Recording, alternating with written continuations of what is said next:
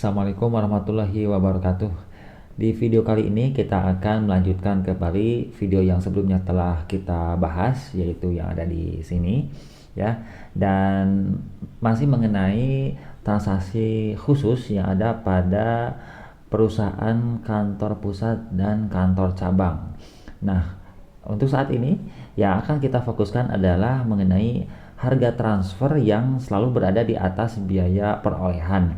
Nah, ini merupakan bagian dari transaksi yang khusus terjadi pada perusahaan yang mempunyai kantor cabang.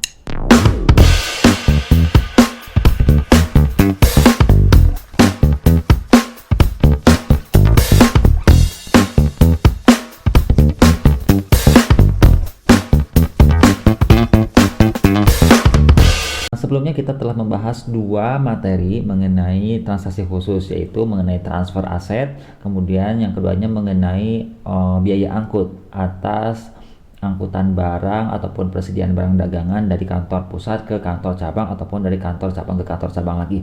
Nah, di video ini kita akan membahas mengenai kebiasaan yang terjadi pada kantor pusat atas transfer persediaan barang ke kantor cabang. Nah, apa sih yang menjadi kekhususan tersebut? Nah, sekarang kita akan bahas dulu sedikitnya.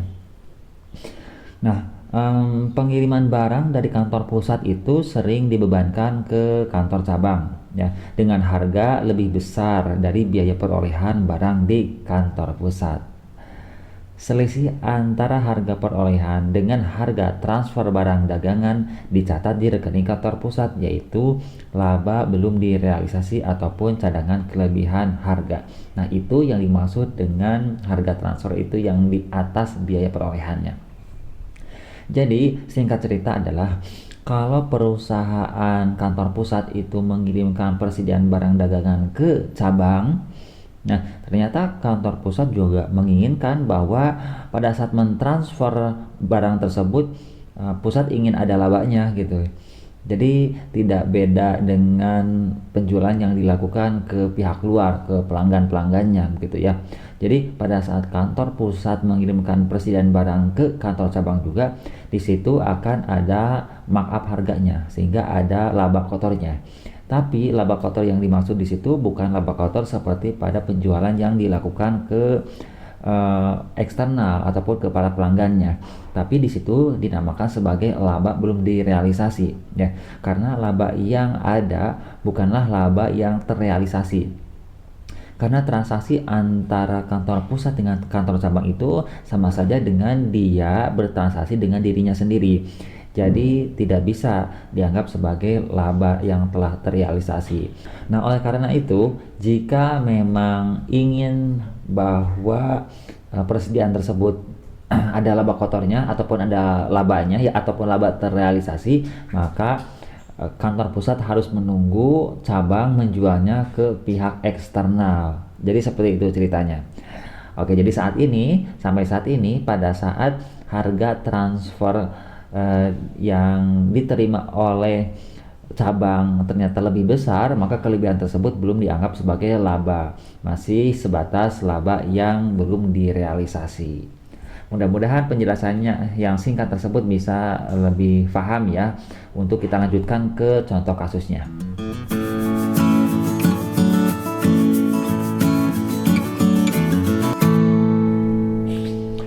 Nah, ini contoh kasusnya nih teman-teman. Kita langsung bahas aja ya. PT Aman menentukan harga transfer untuk barang dagangan yang dikirim ke cabang A sebesar 20% di atas biaya perolehan barang di pusat. Bila pusat mengirim barang dagangan dengan biaya perolehan 100.000 ke cabang A, maka jurnalnya sebagai berikut. Di sini kita melihat bahwa ada kesepakatan antara kantor pusat dengan kantor cabang, di mana setiap barang yang dikirimkan oleh kantor pusat ke kantor cabang itu akan ada markup-nya sebesar 20%. Sehingga persediaan barang dagangan yang dikirimkan oleh pusat ke cabang diterima oleh cabang itu lebih besar, 20%. Nah, itu kasusnya ya. Nah, sekarang kita jurnal kantor pusat dan kantor cabang dia akan menjurnal tentu dengan jurnal yang berbeda ya. Nah, metode yang kita gunakan sekarang yang pertama adalah sistem perpetual dulu ya. Oke, pada sistem perpetual ini, pada saat kantor pusat mengirimkan persediaan barang dagangan ke cabang, maka jurnalnya adalah persediaan ini. Kalau perpetual kan selalu mencatat berapa persediaan ya, baik itu persediaan masuk ataupun persediaan keluar. Pada saat transfer barang dari pusat ke cabang, berarti persediaannya berkurang. Kalau persediaan berkurang, maka simpan di sebelah kredit dengan nilai Rp100.000 sesuai dengan harga perolehannya. Tapi tadi kan ada 20% markup-nya ataupun di atas harga perolehannya, maka 20% dari 100 itu kan 20.000. Nah, ini namanya adalah laba belum direalisasi sebesar Rp20.000. Jadi bukan laba ya teman-teman, namanya laba belum direalisasi. Kemudian di debitnya adalah kantor cabang A Rp120.000. Nah, kantor cabang A sebesar Rp120.000 ini oleh kantor pusat dia dianggap sebagai aset ya, aset. Nah, sehingga kantor cabang akan menjurnal persediaannya itu di debit sebesar harga perolehan menurut kantor cabang. Nah, menurut kantor cabang harga perolehannya bukan 100.000 lagi, tapi sebesar 120.000 karena menerima persediaan itu nilainya sudah lebih besar 20%, sehingga di debitnya persediaan 120.000, di kreditnya adalah kantor pusat 120.000. Oke, teman-teman masih ingat bahwa di sini ini ada akun timbal balik ya. Kalau menurut kantor pusat ini namanya kantor cabang A, tapi kalau menurut kantor cabang A ini namanya adalah kantor pusat. Begitu ya. Jadi nilainya juga sama ya, jadi saling gitu ya.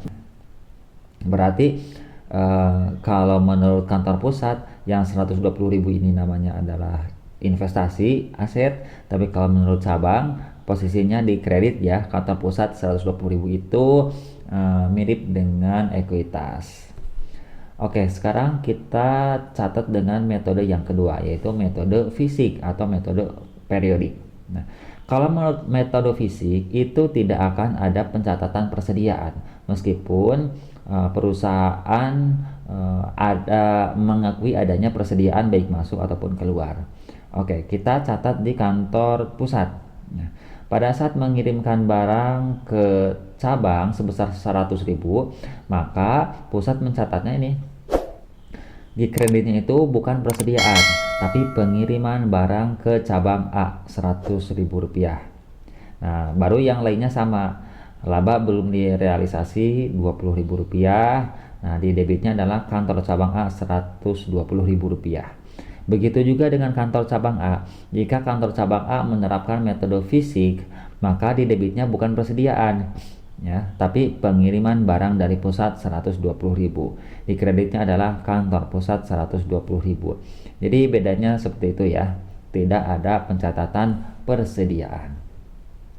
Nah, jika cabang mengembalikan sebesar 50% barang tersebut ke pusat. Nah, berarti di sini ada retur atau pengembalian persediaan barang dagangan. Nah, bagaimana cara mencatatnya? Nah, kita di kantor pusat dulu ya. Kita catat dengan metode perpetual. Ya. Menurut kantor pusat, pada saat 50% barang tersebut diterima, karena kantor pusat itu di awal mencatatnya bahwa persediaan yang ditransfer itu adalah Rp100.000. Nah, maka pada saat menerima barang juga maka 50% dari Rp100.000 itu adalah Rp50.000. Sehingga di debitnya adalah ini persediaan barang dagangan ataupun persediaannya Rp50.000 dan labanya pun yang tadinya telah kita akui Rp20.000 ya, laba belum direalisasi, sekarang 50%-nya juga tidak jadi diterima ya, atau tidak jadi terrealisasi, sehingga menjadi berkurang sebesar Rp10.000. Maka di debitnya laba belum direalisasi Rp10.000. Ini akun ini disimpan berlawanan ya. Ya, asalnya ini di kredit, sekarang di debit berlawanan. Nah, sekarang di kreditnya adalah kantor cabang A ini yang 120.000, maka 50%-nya adalah Rp60.000 gitu. Itu ya, jadi dibalik-balik saja. Bagaimana kalau kantor cabang A? Nah, kantor cabang A karena pada awalnya mengakui persediaan itu adalah Rp120.000, maka sekarang kita balikan lagi akunnya dengan nilainya yang 50%. Maka di debitnya adalah kantor pusat Rp60.000, persediaan barang dagangan dikredit Rp60.000. Itu kalau metode perpetual. Nah, kalau metode fisik tidak ada pencatatan persediaan ya, sehingga di debitnya itu pengiriman barang ke cabang A Rp50.000. Nah, kalau kita lihat awalnya kan seperti ini, pengiriman barang ke cabang A ini dikredit Rp100.000. Nah, sekarang simpan ke debit akun ininya ya, pengiriman barang ke cabang A. Nah, ini simpan di debit. Nah, ini dengan nilainya Rp50.000. Laba belum direalisasi Rp10.000, dikreditnya kantor cabang A Rp60.000. Sementara kantor cabang yang menjurnal jika dengan metode fisik, maka debitnya adalah kantor pusat Rp60.000, dikreditnya adalah pengiriman barang dari pusat. Begitu ya. Jadi teman-teman harus diingat, kalau kantor cabang dia akunnya adalah pengiriman barang dari pusat. Nah, kalau kantor pusat, nama akunnya adalah pengiriman barang ke cabang A. Gitu, jadi berlawanannya. Oke, sekarang kita akan lihat untuk kasus yang lain ya. Laporan keuangan gabungan dengan harga transfer. PT Damai yang berlokasi di pusatnya itu di Solo mempunyai cabang di Tasikmalaya. Barang dagangan dikirim ke cabang dengan harga transfer 10% di atas biaya perolehan kantor pusat. Berikut ini adalah neraca saldo setelah penyesuaian yaitu 31 Desember 2020. Ini adalah neraca saldo setelah penyesuaian baik itu kantor pusat maupun kantor cabang. Kita lihat akun-akunnya di sini sudah komplit, jadi kebutuhan untuk pembuatan kertas kerja juga sudah sesuai karena seluruh akun-akun yang ada baik itu di kantor pusat ataupun di kantor cabang ini kita catat di sini ya. Contohnya ini akun debit, ini akun kredit, ataupun kalau dulu namanya ini Aktiva, yang ini Pasiva gitu ya. Kalau sekarang istilahnya itu sudah diganti lagi ya, karena kita sesuaikan dengan saat ini. Kas untuk kantor pusat 1.500.000, piutang dagang untuk neto ya, ini dicatatnya Rp200.000, persediaan Rp3.500.000, kemudian ada bangunan, ada peralatan dan lain-lainnya. Tapi yang berbedanya, yang penting untuk transaksi kantor pusat dan cabang di sini, ini ada akun kantor cabang Tasik. Berarti ini akun di pusat ya, dimana nilainya adalah Rp30 juta. Kemudian pembelian, kemudian ada pengiriman barang dari pusat. Nah, kalau bicara pengiriman barang dari pusat, nah gitulah, berarti itu adanya di akun di kantor cabang ya. Ini kan ada tuh kantor cabang 99 juta, berarti ini kiriman barang dari pusat. Kemudian ada beban operasi, ini kita singkat saja. Seharusnya beban operasi ini kan banyak, dari mulai administrasi umum ya, gaji, telepon, listrik, transportasi dan lain-lainnya. Kemudian di kreditnya ada akun utang dagang, ada akun laba belum direalisasi di persediaan. Ini artinya kalau ada laba belum direalisasi seperti ini pasti akun yang ada pada kantor pusat, karena ini akibat dari pengiriman barang dari kantor pusat ke kantor cabang, maka adanya di kantor pusat nih. Kemudian ada rekening kantor pusat. Kalau rekening kantor pusat pasti hanya ada di kantor cabang, makanya di sini juga ada kantor cabang ya, Rp30 juta.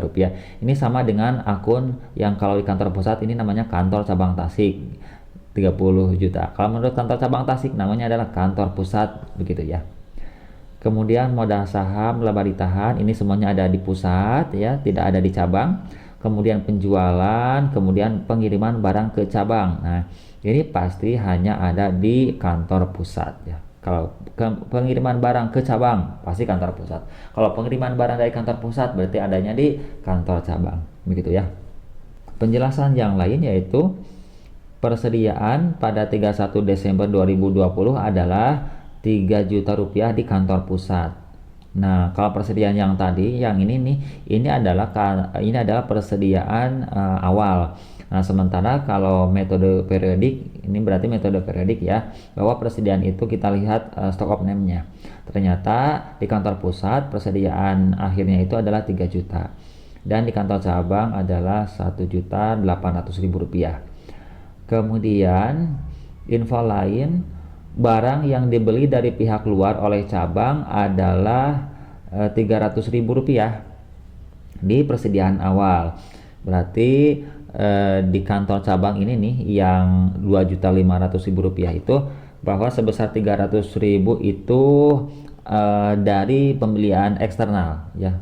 Jadi kantor cabang juga boleh membeli ke pihak eksternal, bukan hanya harus berdasarkan kiriman dari kantor pusat ya. Tapi cabang itu diperbolehkan untuk membeli dari pihak eksternal. Dan ternyata sekali lagi di persediaan awal yang nilainya 2.500.000 ini, bahwa sebesar 300.000-nya itu adalah di persediaan awal hasil pembelian dari pihak eksternal. Kemudian sebesar 150.000-nya di persediaan akhir. Nah, tadi persediaan akhir kantor cabang itu adalah 1.800.000. Nah, ternyata sebesar 150.000-nya ini adalah persediaan barang yang dibeli dari pihak eksternal begitu. Sekarang kita lanjutkan ke pembuatan laporan laba rugi kantor cabang Tasik. Nah, teman-teman, karena di sini sudah ada neraca saldonya dan neraca saldo setelah penyesuaian, maka kita tinggal memindahkan saja seperti apa laporan keuangan kantor cabang Tasik. Nah, gitu ya. Nah, yang pertama, karena kita akan membuat laporan laba rugi, maka seluruh akun nominal yang ada pada neraca saldo setelah penyesuaian ini kita simpan. Oke, untuk pembuatan laporan laba rugi, maka akun nominalnya kita lihat, yaitu ada apa ini? Di sini ada pembelian. Nah, ini ada pembelian. Kemudian ada pengiriman barang dari pusat. Kemudian juga ada beban operasi. Ini semuanya akun-akun nominal ya. Kemudian juga ada penjualan ya. Kemudian juga untuk perhitungan HPP-nya kita hitung berdasarkan stock of name ya. Oke, sekarang kita pindahkan dari yang tadi ya. Penjualannya ini adalah 120 juta. Kita pindahkan dari sini. Ini penjualan 120 juta. Kemudian kita hitung HPP. HPP-nya itu teman-teman kalau masih ingat, menghitung HPP itu adalah persediaan awal ditambah pembelian dikurangi persediaan akhir. Nah, di sini juga kita akan terapkan perhitungan tersebut. Maka sekarang kita catat berapa persediaan awalnya. Nah, ini persediaan awal seperti yang tadi di neraca saldo ya. Ini persediaan awal 2.500.000 ditambah pembelian. Pembeliannya ini ada 11 juta. Kemudian juga 99 juta. Ya, karena pengiriman barang dari pusat ini sama dengan pembelian begitu ya. Jadi ada dua ya, ada 11 juta, ada 99 juta. Kita catat juga di sini. Oke, kemudian jumlahkan menjadi 112.500.000 rupiah. Nah, dikurangi persediaan akhir. Nah, persediaan akhir di sini hasil stock of name tadi ada di keterangan bahwa persediaan akhirnya ini sebesar 1.800.000 rupiah. Nah, sekarang kita kurangkan, maka HPP-nya menjadi 110.700.000 rupiah. Yang ini kita kurangkan dengan penjualan 120 juta, maka laba kotornya menjadi 9.300.000 rupiah. Nah, laba kotor ini dikurangi dengan biaya operasional. Nah, biaya operasional tadi kita lihat ada sebesar 7 juta rupiah. Maka kita kurangkan dengan 7 juta rupiah, maka laba bersihnya adalah 2.300.000 rupiah. Oke, sekarang udah ketahuan labanya 2.300.000 rupiah. Selanjutnya teman-teman, kita membuat laporan posisi keuangan ataupun neraca ya. Nah, ini kita akan pindah-pindahkan seluruh akun real yang ada pada neraca saldo setelah penyesuaian. Di sini ada akun realnya yang terdiri dari kas, kemudian persediaan. Nah, teman-teman, persediaannya bukan yang 2.500.000 ini karena ini persediaan awal, tapi simpan persediaan akhir yaitu sebesar Rp1.800.000. Kemudian ada bangunan, ada peralatan ya. Teman-teman, ada lagi hutang, kemudian juga ada kantor pusat. Nih, ini kita pindah-pindahkan saja. Oke, nih kasnya sudah kita pindahkan 1 juta, persediaan barang dagangan Rp1.800.000, bangunan dan peralatan juga sudah kita masukkan, jadi totalnya asetnya adalah Rp32.800.000. Kemudian hutang dagangnya juga udah kita masukkan Rp500.000. Nah, kantor pusat di sini kalau nggak salah tadi akunnya adalah 30 juta ini ya, 30 juta. Jadi teman-teman juga di sini 30 juta rupiah. Tapi karena kantor pusat ini sama seperti ekuitas atau modal, maka laba bersih yang sebesar Rp2.300.000 ini ditambahkan dengan 30 juta, maka totalnya menjadi Rp32.300.000. Nah, sekarang kita jumlahkan menjadi Rp32.800.000. Ini sama ya, sebelah kiri sama dan sebelah kanan sama ya, Rp32.800.000. Berarti laba rugi dan laporan posisi keuangan untuk kantor cabang Tasik sudah dibuat. Nah, sekarang kita lanjutkan ke laporan keuangan kantor pusatnya. Sama seperti kantor cabang, tinggal kita pindah-pindahkan saja mana yang termasuk akun nominal, kita pindahkan ke laba rugi, mana yang termasuk akun real, kita pindahkan ke laporan posisi keuangan. Nah, sekarang kita pindahkan ya. Di laporan laba rugi, modelnya seperti yang tadi di perusahaan cabang ya. Penjualannya kita pindahkan untuk kantor pusat 200 juta, betul gak sih?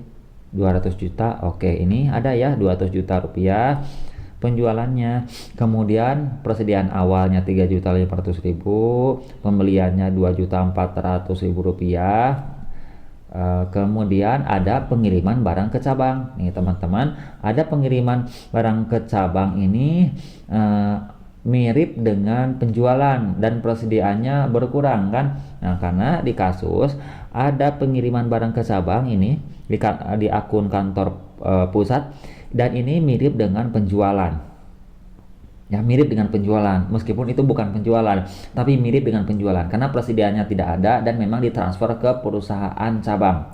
Oleh karena itu, karena mirip dengan penjualan, maka ini akan menambah penjualan ataupun sebaliknya mengurangi pembelian. Maka sekarang di sini kita masukkan untuk mengurangi pembelian. Jadi 90 juta ini tidak bertambah tapi kita kurangi, kita kasih kurung aja untuk menandai bahwa ini adalah mengurangi pembelian. Oke, jadi kita jumlahkan persediaan awalnya Rp3.500.000 ditambah 240 juta dikurangi 90 juta, maka barang yang tersedia untuk dijualnya menjadi Rp153.500.000 dikurangi persediaan akhir. Di infonya tadi persediaan akhir itu untuk kantor pusat adalah 3 juta rupiah, maka kita kurangkan 3 juta rupiah, HPP-nya menjadi Rp150.500.000. Nah, sekarang nilai tersebut kita kurangkan dengan penjualan yaitu 200 juta, maka laba kotornya adalah Rp49.500.000 dikurangi dengan beban operasional. Nah, kita lihat ada sebesar 15 juta rupiah di sini. Kita pindahkan lagi, kita kurangkan dengan laba kotor, maka laba bersihnya menjadi Rp34.500.000. Nah, teman-teman, karena kantor pusat itu transaksi penjualannya itu ke kantor ke eksternal sebagai penjualan yang biasa, dan itu dihasilkan Rp34.500.000, tapi kantor pusat juga mentransfer persediaan ke kantor cabang, di mana di situ ada markup sebesar 10%. Maaf tadi berapa? 10% ya. Sebesar 10% ya. Sehingga akan mengakui laba. Akan mengakui labanya. Oke, nah sekarang kita hitung labanya, karena di sini labanya menjadi 11.350.000 rupiah. Padahal laba cabang itu tadi itu hanya 2.300.000 rupiah. Nah, dari mana angka ini? Nah, angka ini tentunya kita hitung ya, kita harus hitung. Oke, teman-teman, saya akan menghitung untuk menggunakan kalkulator ya. Dari penjualan ataupun dari transfer yang dilakukan oleh kantor pusat ke kantor cabang, tadi ada info bahwa di persediaan awal di kantor cabang yang ini, di kantor cabang sebesar 2.500.000 rupiah. Ini sebesar 300.000 rupiahnya itu dari kantor eksternal ataupun dari pembelian dari pihak eksternal, bukan dari transfer dari kantor pusat. Sehingga yang dari kantor pusatnya adalah 2.300.000 rupiah. Nah, sekarang kita catat 2.300.000 rupiah seperti ini. Nah, kemudian maaf, 2.200.000 rupiah ya. 2.200.000 rupiah. Nah, kemudian setelah itu pengiriman barang dari kantor pusat itu 99 juta dan itu dianggap sebagai pembelian ya. Maka persediaan awalnya 2.200.000 rupiah ditambah pembelian dari kantor pusat ya, sebetulnya itu pengiriman ya, sebesar 99 juta. Oke. Kemudian dikurangi persediaan akhirnya. Nah, persediaan akhir yang ditransfer oleh pusat ke cabang itu dari yang 1.800.000, karena ini yang 1.800.000 ini adalah pengiriman dari kantor pusat, dan ternyata info bahwa di persediaan akhir itu sebesar 150.000 itu pembelian dari pihak eksternal. Berarti yang dari kantor pusatnya adalah 1.800.000 rupiah dikurangi 150.000, berarti 1.650.000 rupiah. Maka sekarang ini kita kurangkan 1.650.000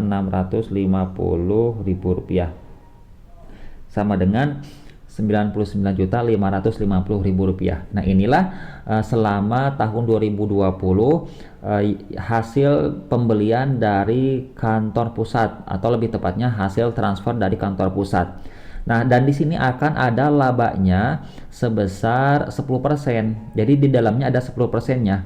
Maka untuk lebih memudahkan kita bagikan saja ini, kita bagi menjadi 11 bagian ya. Berarti kalau 11 bagian itu berarti ada 100% plus 10% begitu ya. Ya, karena yang 10%-nya itu adalah laba. Nah, dibagi 11 sama dengan 9.050.000 rupiah. Oke, teman-teman, ingat-ingat ya, 9.050.000 rupiah. Nah, 9.050.000 rupiah itu ditambahkan dengan laba yang dari kantor cabang itu 2.300.000 rupiah.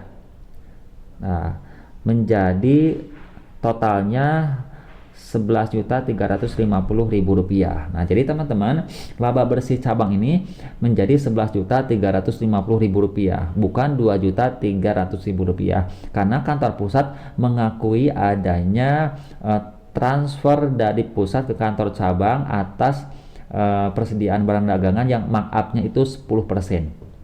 Oke, semoga bisa difahami ya teman-teman ya. Nah, setelah itu kita jumlahkan labanya menjadi 45.850.000 rupiah. Oke, sekarang kita lanjut lagi ke laporan laba ditahannya. Nah, untuk pembuatan laporan laba ditahan ini sama aja dengan laporan perubahan ekuitas ya, karena untuk PT perubahan dari ekuitas tersebut dilihat dari perubahan laba ditahannya. Ya, kita anggap bahwa modalnya itu adalah tetap, belum ada perubahan, tidak minus, maka yang berubah itu pasti di laporan laba ditahan. Nah, sekarang kita lihat laporan laba ditahannya. Laba ditahan awal adalah sebesar 16 juta rupiah. Ini sesuai dengan yang ada tadi di neraca saldo setelah penyesuaian ya. 16 juta rupiah, kemudian ditambah dengan laba tahun 2020 yaitu sebesar 45.850.000 rupiah. Maka laba ditahan akhir 31 Desember itu 61.850.000 rupiah begitu. Nah, sekarang bagaimana laporan posisi keuangannya? Ini kita pindahkan saja seluruh saldo-saldo akun real yang ada pada neraca saldo setelah penyesuaian untuk kantor pusat. Ya, ini kasnya ada kas 1.500.000 rupiah, ada piutang, ada persediaan barang dagangan, ada bangunan, ada peralatan, ada kantor cabang Tasik segini ya. Jadi totalnya 127 juta. Kemudian utang dagangnya 15 juta. Nah, ada laba yang belum direalisasi itu adalah Rp150.000, yaitu dari tadi ya, dari yang berapa tuh tadi itu Rp1.650.000 ya. Kemudian modal sahamnya 50 juta, laba ditanya Rp61.850.000, totalnya 127 juta. Nah, kemudian kalau sudah, kita buatkan jurnal penutup untuk menutup akun-akun yang nominal. Nah, untuk kantor pusat, jurnal penutupnya adalah ini, penjualan di debit. Nah, ini karena penjualan itu kan asalnya di kredit, pindahkan ke debit supaya menjadi 0 ya. Persediaan barang dagangannya 3 juta, ini persediaan untuk stok yang akhir ya, bukan stok awal, karena stok awal itu menjadi hilang, tinggal yang ada stok akhir hasil stok off name, yaitu 3 juta. Pengiriman barang ke cabangnya 90 juta rupiah. Persediaan barang dagangan awalnya Rp3.500.000, kemudian pembelian 240 juta, beban operasi di 15 juta di kredit, kemudian laba rugi Rp34.500.000 di kredit. Laba rugi ini bisa dihitung dari ini ya, total debit dikurangi total yang kredit, ini selisihnya adalah Rp34.500.000. Nah, kemudian dieliminasi juga nih, ada kantor cabang Tasik di debit Rp2.300.000. Ini untuk mengeliminasi dari laba cabang Tasik ya, karena asalnya laba cabang Tasik itu menurut kantor pusat ada sebesar Rp2.300.000. Jadi laba rugi kantor cabang Tasik simpan di kredit, di debitnya adalah kantor cabang Tasik. Artinya laba yang ada pada kantor cabang Tasik itu dirubah menjadi investasi ya, menurut kantor pusat, menjadi kantor cabang Tasik di sini, begitu ya. Kemudian laba belum direalisasi hasil dari pengiriman barang dari kantor pusat ke kantor cabang, tadi telah kita hitung juga ya dengan kalkulator. Itu kita tutup juga. Maka laba cabang Tasik ini sebesar Rp9.050.000 simpan di kredit. Ini laba cabang Tasiknya di kredit, berubah menjadi laba belum direalisasi Rp9.050.000, karena menurut pusat bahwa yang benar itu adalah laba belum direalisasi, yaitu Rp9.050.000. Kemudian terakhir menutup laba rugi ya. Laba rugi itu sebesar Rp34.500.000. Ini hasil dari usaha kantor pusat. Kemudian ini dari yang hitung-hitungan tadi ya, dari pengakuan laba rugi cabang Tasik Rp11.350.000, itu juga simpan di debit. Semuanya kita nolkan menjadi ataupun dimasukkan sekarang ke laba ditahan Rp45.850.000, itu simpan di kredit laba ditahannya. Maka di laporan perubahan ekuitas untuk kantor pusat, laba ditahannya bertambah Rp45.850.000. Nah, sekarang di kantor cabang ya, atau kantor cabang Tasik, kita tutup juga akun penjualannya, kita tutup, persediaan barang dagangannya juga kita tutup ya. Yang di debit disimpan adalah persediaan barang dagangan akhir, karena yang dicatat di neraca adalah persediaan barang dagangan akhir. Kemudian persediaan barang dagangan awalnya simpan di kredit karena itu menjadi hilang. Kemudian pembelian di kredit 11 juta, pengiriman barang dari pusat 99 juta, ditutup juga, beban operasi ditutup, laba rugi ditutup juga ya. Laba rugi Rp2.300.000. Menurut kantor cabang, laba rugi yang dia yakini gitu memang nilainya adalah Rp2.300.000. Kemudian laba rugi yang Rp2.300.000 ini ditutup ke rekening kantor pusat. Maka simpan ke debit. Laba rugi debit Rp2.300.000, di kreditnya adalah kantor pusat Rp2.300.000. Nah, sekarang kita akan buat kertas kerja laporan keuangan gabungan untuk tahun 2020 antara kantor pusat dengan kantor cabang Tasik. Nah, di sini kita masukkan kembali akun-akun yang tadi ya. Nah, akun-akun yang sudah ada ya, berdasarkan akun real dan akun nominal, tapi di sini sudah berubah ya, karena persediaan barang dagangan yang dimasukkan di sini adalah persediaan barang dagangan akhir ya, karena ini laporan keuangannya sudah menjadi laporan keuangan yang benar ini. Jadi kantor pusat dan kantor cabang ini laporan keuangannya sudah benar ya, sudah disesuaikan begitu.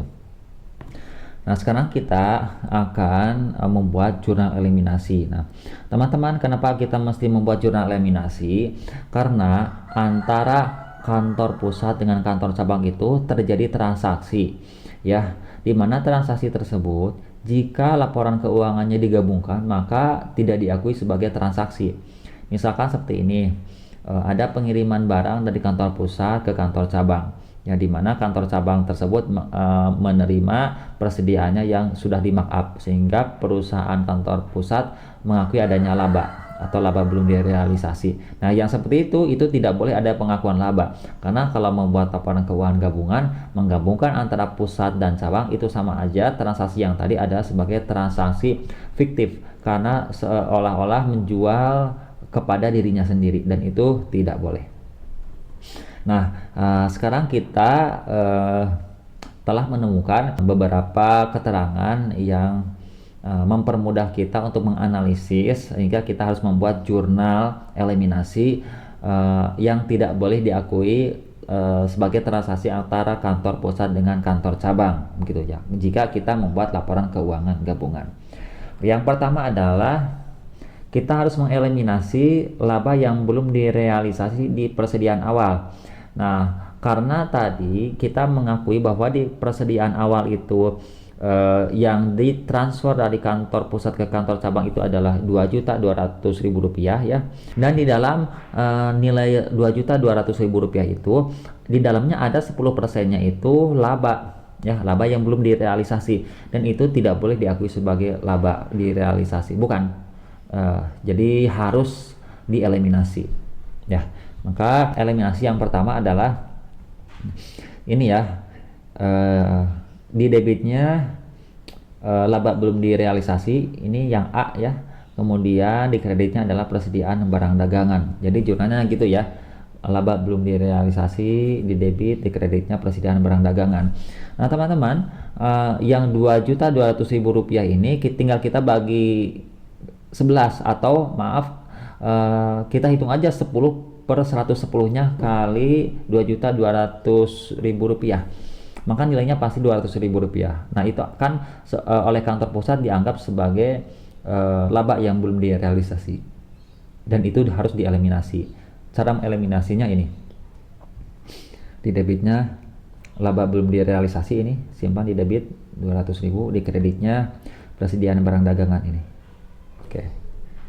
Kemudian yang kedua, eliminasi laba yang belum direalisasi di pengiriman barang tahun 2020. Nah, pengiriman barang tahun 2020 itu sebesar 90 juta nih, teman-teman masih ingat ya? Sebesar 90 juta, dan yang 90 juta itu teman-teman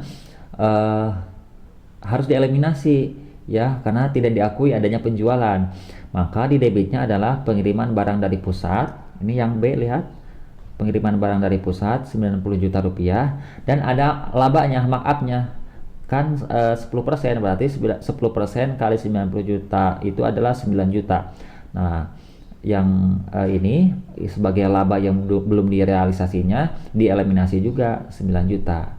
Nah, sementara itu pengiriman barang dari pusat menurut kantor cabang itu adalah 99 juta. Tadi juga memang itu ada ya di akunnya pada saat neraca saldo setelah penyesuaian, ada pengakuan pengiriman barang dari pusat 99 juta nih oleh kantor cabang. Nah, itu dieliminasi, jadi simpan di kredit 99 juta. Kemudian selanjutnya C, eliminasi laba belum direalisasi di persediaan akhir. Oke, di stok akhir itu tadi yang awalnya itu adalah Rp1.800.000, tapi sebesar 150.000-nya itu dari pembelian dari eksternal, maka yang dari kantor pusatnya Rp1.650.000. Nah, di dalamnya juga ada laba 10%-nya, itu harus dieliminasi. Maka kita hitung saja 10/110 kali Rp1.600.000 sama dengan Rp150. Nah, yang Rp150 ini kita eliminasi ya, yaitu di debitnya persediaan barang dagangan akhir di debit Rp150.000, di kreditnya persediaan barang dagangan akhir di neraca. Kalau di debitnya persediaan barang dagangan akhir di laba rugi ini ya, di laba rugi, kemudian di kreditnya persediaan barang dagangan akhir di neraca Rp150.000. Oke, next yang D terakhir, eliminasi rekening kantor pusat dan cabang atau rekening kantor pusat, kantor cabang Tasik ini rekening timbal balik harus dieliminasi ya, karena tidak boleh ya, yaitu debitnya kantor cabang, di debitnya kantor pusat ini Rp30.000, di kreditnya adalah kantor cabang Tasik Rp30.000, karena tidak boleh ada pengakuan kantor pusat investasi di cabang, kemudian cabang mengakui adanya modal dari pusat. Itu tidak boleh kalau laporan keuangannya digabung. Tapi kalau laporan keuangannya masing-masing itu boleh gitu ya. Tapi di sini kan sekarang mau digabung, maka tidak boleh, harus dieliminasi gitu ya. Nah, setelah membuat jurnal eliminasi ini, maka kita sekarang tinggal jumlah-jumlahkan saja. Ini kas Rp1.500.000 ditambah 1 juta menjadi Rp2.500.000. Tinggal jumlah-jumlahkan semuanya ya teman-teman, jumlahkan saja, ini jumlahkan saja. Teman-teman bisa di pause video ini, kemudian tonton seperti apa pemindahannya ya. Jadi ini tinggal dijumlahkan saja. Nah, kalau sudah dijumlahkan maka masuk ke saldo setelah eliminasi ini, angka-angka ini sekarang kita pindahkan mana yang masuk ke akun real dan mana yang masuk ke akun nominal. Itu teman-teman saya yakin sudah bisa memindahkan mana yang real, mana yang nominal ya. Seperti ini, kas kan akun real, maka masukkan ke posisi keuangan, piutang ke posisi keuangan. Nah, ini persediaan barang dagangan. Nah, persediaan barang dagangan untuk yang ini masuknya ke laba rugi ya. Karena untuk persediaan barang dagangan akhir yang itu nanti tidak akan ada untuk metode fisik atau periodik. Karena ini metode fisik ya, maka persediaan barang dagangan itu tidak masuk ke laporan posisi keuangan, tapi masuk ke laba rugi. Karena nanti akan menjadi komponen perhitungan harga pokok penjualan. Oke. Jadi pindah-pindahkan aja semuanya nih teman-teman ya. Dan kita hitung selisihnya. Nih kalau sudah dipindahkan ada selisihnya. Untuk laba rugi ini ada selisih Rp45.850.000 di kiri ya. Dan untuk laporan posisi keuangan sama selisihnya, dan ini wajib sama ya, wajib balance. Ini di kanan. Jadi kalau ini kiri, ini kanan. Ya, kalau ini kiri, di sini kiri lagi, berarti di tengah ini salah gitu ya. Berarti ada perhitungan yang salah. Oke, kalau sudah, teman-teman pindahkan ke laporan laba rugi. Nah, ini laporan laba ruginya, penjualannya 320 juta. Ini berarti gabungan dari pusat dan cabang ya. Tadi kantor pusat itu 200 juta, kantor cabang 120 juta. Nah, berarti sudah sesuai ya, ini dijumlahkan. Yang lainnya juga ini tinggal dipindah-pindahkan saja dari worksheet ini gitu. Kalian tinggal di ini aja, di screenshot ataupun di di pause untuk melihat angka-angkanya gitu ya. Karena untuk pemindahan mah sama-sama aja, tadi juga kita udah belajar memindahkan ya gitu ya. Sehingga di laporan laba rugi gabungan ini ada angka labanya Rp45.850.000.